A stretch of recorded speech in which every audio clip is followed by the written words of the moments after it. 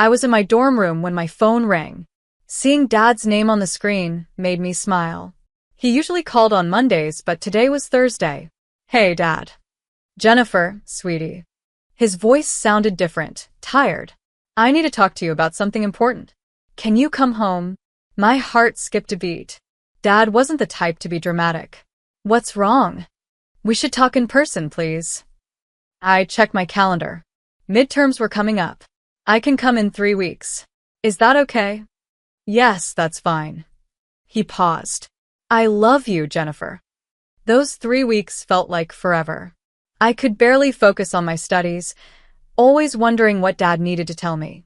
The train ride home felt never-ending. I stared out the window at the familiar landscapes, my stomach in knots. When I finally got home, my stepmom, Laura, opened the door. Her face was tense, and she hugged me, something she rarely did. "He's in his office," she said softly, leading me down the hallway. The moment I saw Dad, my blood ran cold. He was sitting at his big oak desk, but he looked small. His clothes were loose, his face pale. "Jennifer," he said with a weak smile. "Come here, sweetheart." I rushed to hug him, trying not to show how shocked I was by how fragile he felt. "Dad, what's going on?" He gestured for me to sit and took a deep breath. "The doctors found cancer, honey. It's advanced. They don't think I have much time left." The room spun. Laura held me as I struggled to breathe. "I'm so sorry," Dad whispered. "I hope you can visit often. I want to spend as much time with you as I can." That weekend, we stayed together the whole time. Dad barely ate, but he talked more than ever. He told stories about my childhood, my first steps, my first words, the time I painted the cat purple. And he talked about Mom. "Your mother was the most beautiful woman I had ever seen," he said, his eyes distant. The day she walked into that coffee shop, I was so distracted staring at her that I spilled my drink all over myself. When Dad told these stories, Laura would quietly leave the room to give us space. Dad's voice always softened when he talked about Mom, about how she fought her illness until the very end. How brave she was, even when she knew she wouldn't be there to watch me grow up. I was 9 when Mom died, but listening to Dad's stories made her feel close again, like she was right there with us. Even though my heart was breaking for him, those moments felt special, like he was giving me back memories of her that I had forgotten. After that first weekend, everything changed. I started calling Dad every day between classes. Instead of visiting once a month, I took the train home every weekend. Each time I called, his voice sounded a little weaker. But he always perked up when I told him about my classes or life on campus. At first, Laura seemed supportive. But after a few weeks, something changed. The hug stopped. Instead of warm greetings, she gave me short nods. At dinner, she barely ate and wouldn't look at me. "How are your classes going, Jennifer?" Dad would ask, trying to ease the tension.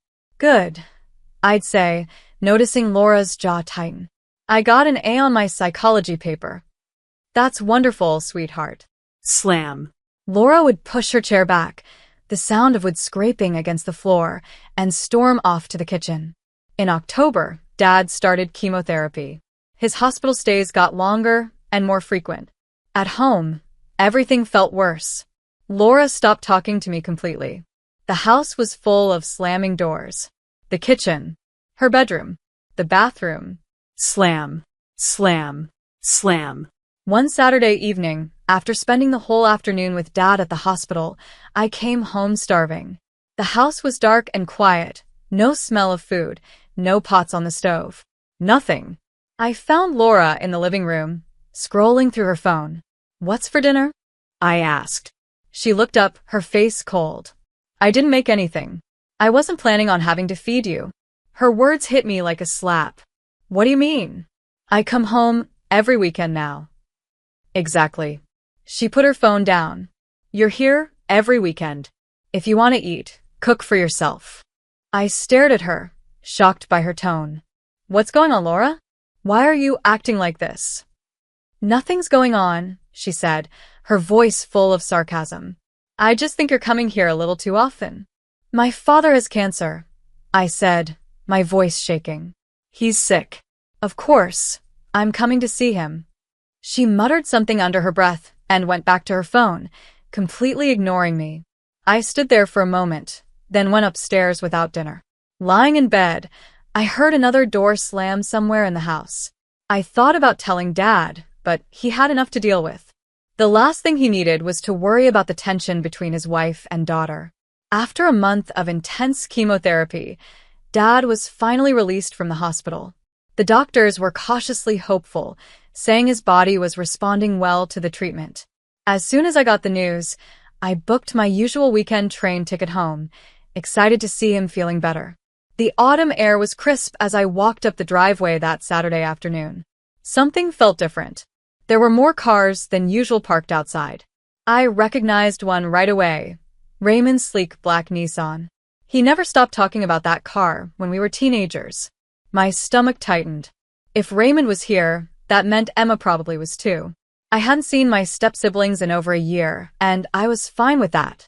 Emma, being a year older, always acted like she was better than me. And Raymond, 7 years older, treated me like I was too young to matter. The front door was unlocked. When I stepped inside, I saw Dad sitting in his favorite armchair. He looked tired, but much better than before. His smile when he saw me made my heart warm. "There's my girl," he said, reaching for a hug. "How are you feeling, Dad?" Before we could talk more, Laura appeared, Emma and Raymond right behind her. I greeted them quickly and went upstairs to drop off my bags. As I climbed the stairs, I heard them laughing about something in the kitchen. The sound made me feel like an outsider in my own home, a feeling I thought I'd left behind when they all moved out years ago. I reached my bedroom door and froze. It was open, and inside was not my room anymore. My vintage movie posters were gone, replaced by Emma's fancy art prints. My purple bedspread had disappeared, replaced by a plain white duvet covered in at least 80 decorative pillows. Emma's clothes were hanging in my closet. Her makeup was scattered across my dresser. My hands shook as I stormed back downstairs. "Laura, can I talk to you for a minute?" "Privately." She followed me into the living room, her fake smile still plastered on her face. "Why is Emma in my room?" I try to keep my voice calm. "Why is Emma in my room?" "Oh, that." Laura waved her hand like it was nothing. "Since they're moving back, it made sense to give Emma the bigger room. You're only here on weekends after all." "That's my room," I said through clenched teeth. "It's always been my room." "There are 2 perfectly good guest rooms upstairs," she said. "Do you really want to upset your father over something so small?" Her smile never faded as she lowered her voice. "He's finally feeling better. Do you want to stress him out over a bedroom?" Her words hit exactly where she wanted them to. I looked over at Dad. He was happily chatting with Raymond, looking healthier than I'd seen him in weeks. My shoulders slumped. "Fine." "Which guest room can I use?" "The small one at the end of the hall," Laura said sweetly. "Emma's things are in the other one." I bit my tongue and went upstairs to move my weekend bag. If you could even call a room, it was tiny, just big enough for a twin bed and a small dresser. The walls were painted that ugly beige color I had always hated. The only window faced the neighbor's brick wall. The next morning, we all sat down for lunch. Dad was at the head of the table, picking at his special diet food while the rest of us had Laura's pot roast. The silence was heavy, so I decided to break it. "So, Emma," I said, trying to sound casual, "how long are you planning to stay?" Emma looked up from her plate with that same smug smile I remembered from our teen years. "Oh, I'm not just staying. I'm moving back. Permanently." My stomach twisted. "Someone needs to take care of Dad," she added, tilting her head. "Since you're so busy with college and everything." My face burned. "I come home every weekend." "Weekends aren't enough," Emma interrupted. "Dad needs constant care and attention. But don't worry, I'll handle it. I'm happy to make the sacrifice." Raymond cleared his throat. "Yeah, I'm staying too. Got some remote work lined up. Figured the family should stick together during tough times." I glanced at Laura. She was watching me with a satisfied look, like a cat that had just cornered a mouse. My hands clenched under the table. I opened my mouth to respond, but then I glanced at Dad. He was smiling softly, clearly happy to have everyone around him. The words died in my throat. 3 weeks later, I was in my dorm room, working on a paper, when my phone rang. It was Aunt Anna, Dad's sister. "Jennifer, honey," her voice was shaky. "Your father, he's gotten worse. The doctors say you should come home." I didn't even pack properly. I just threw some clothes into a bag, ran to the administration office, and filed for emergency academic leave.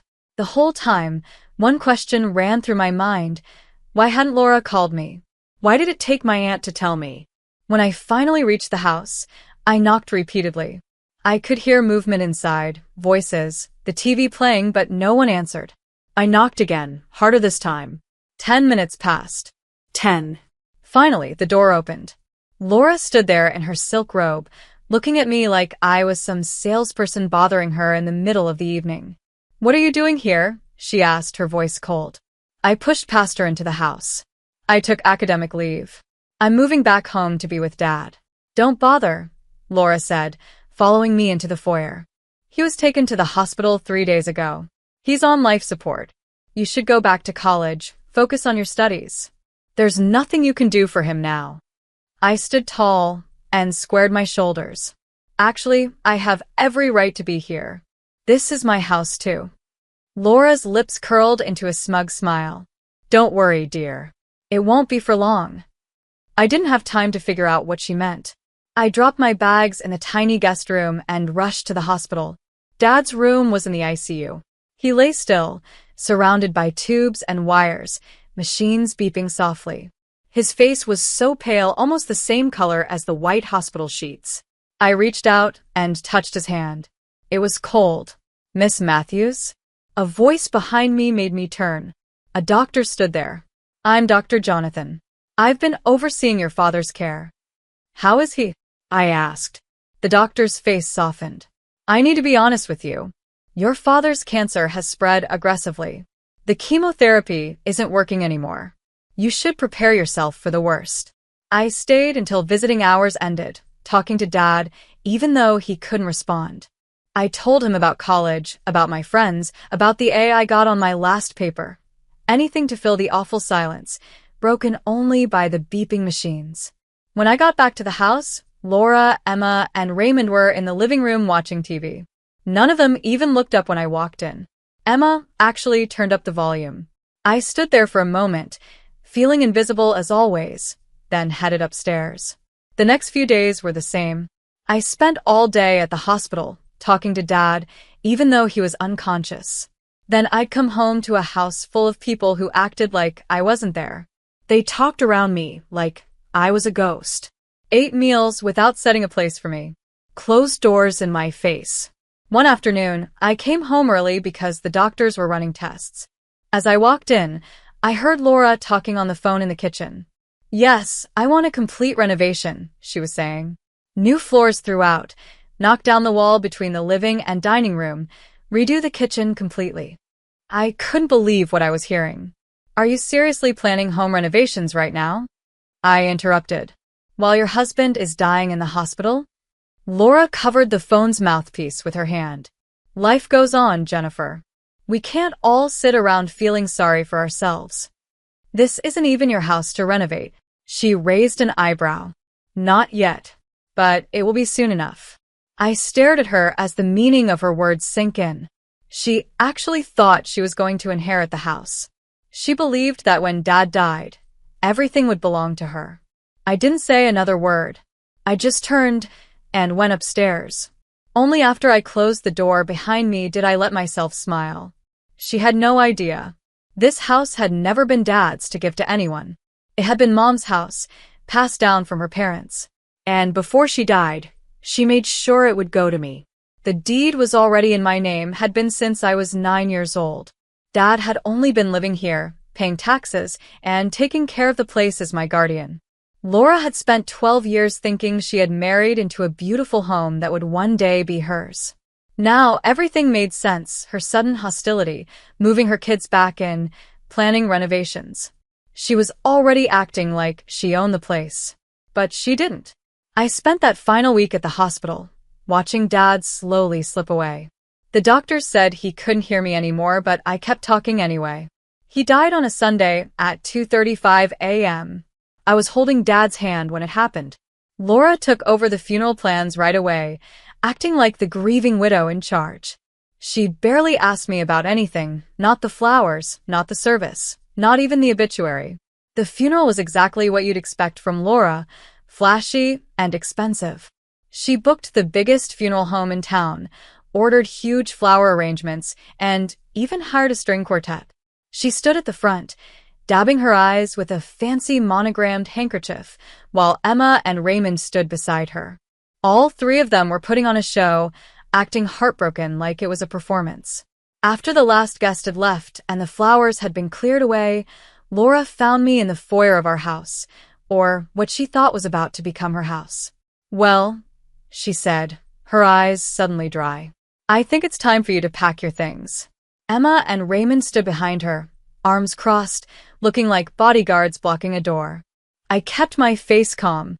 "I think we should wait for the reading of the will." Laura's eye twitched. "That's just a formality," she scoffed. "But fine, if you insist on dragging this out." The next week was hell. They slammed doors whenever I walked by, had loud conversations about how they planned to redecorate their house, left passive-aggressive notes about my stuff, taking up space. I mostly stayed in my tiny room, counting the days until the will was finally read. When the time came, Mr. Nicholas, Dad's lawyer, arrived at the house. We all gathered in the living room. Laura, Emma, and Raymond sat on the couch. I sat in Mom's old armchair by the window.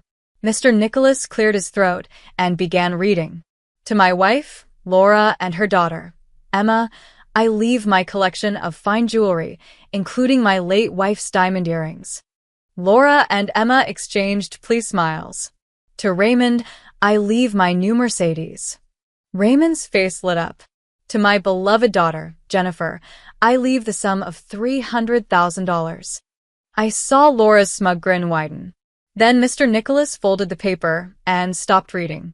Laura blinked. Then, with fake sweetness, she asked, "And the house? Who did my husband leave the house to?" Mr. Nicholas looked at her.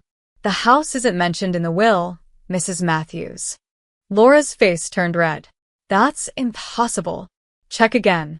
The will must be invalid if it doesn't mention our primary asset." I couldn't hold back any longer. I cleared my throat. "Actually, the house isn't in the will because it was never Dad's to give away." Laura's mouth opened, but no sound came out. Emma and Raymond looked just as confused. "This was my mother's house," I explained, keeping my voice steady. "She left it to me in her will when I was 9. Dad was just living here as my guardian until I became an adult." The room fell completely silent. 3 pairs of eyes stared at me in shock. Mr. Nicholas awkwardly gathered his papers. "I should be going. My condolences again for your loss." Mr. Nicholas rushed out, leaving me alone with 4 people who looked completely stunned.